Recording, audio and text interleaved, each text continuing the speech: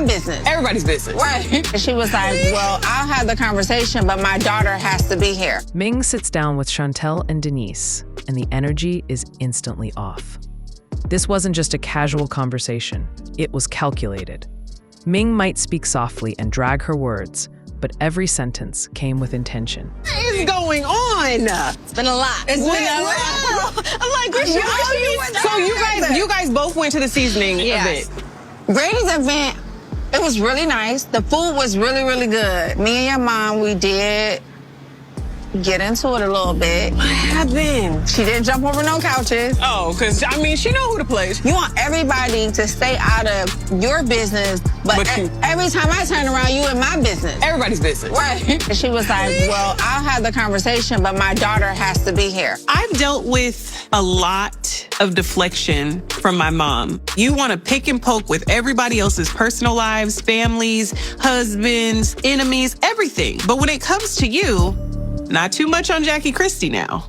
Did you kind of pick up on when Jackie was trying to like recruit everybody on her side against Evelyn? How you feel about Evelyn? I don't feel a thing. How you feel about it? Come on. You really in Evelyn's corner, right? Yeah. Okay. Well, guess what? What? I found out that same night what kind of person Evelyn was. What? Girl. Back it up, back it up, back it up, back it up. Violated us for no reason. Yeah. She did us so, like, beyond dirty. Evelyn. How? What happened? Evelyn calls me, and then Evelyn adds Chantel and adds Brittany to the conversation. So she's going in on, I'm so mad, you know, Ty said that Jackie had a bone on my daughter. And then after Brandy's event, Evelyn calls me, and she's like, do you know, she's trying to like ask me for information about Chantel. So we hang up the phone, and then I talk to her, and I told her, she's like, Evelyn hasn't reached out to me. So we're piecing it all together, like, Something is fishy here. Very fishy. I felt like Evelyn was trying to fish for information about Chantel and then put a bone in her pocket. So if Jackie brought up the bone with Shanice, she was ready. There's a rat in the group. The rat is Evelyn. I think that the gist of it is like, are you coming from a genuine place? So you no longer Team Evelyn. She's booted off the island. So, speaking of island, we should have a girls' trip to Hawaii. Are you guys gonna come? I have seen myself as, you know, a mediator. So I thought it would be a good idea for us to take a girls' trip and relax and for us to come back together as a group. Because you got Jen not talking to Evelyn, Brandy, Denise, Brittany, or Chantel not talking to Evelyn. Jackie and Chantel aren't speaking. I got my work cut out for me. So you're in. I'm in. I'm not going to let anybody stop me from having a good time. Okay. Hawaii is definitely going to give a good time.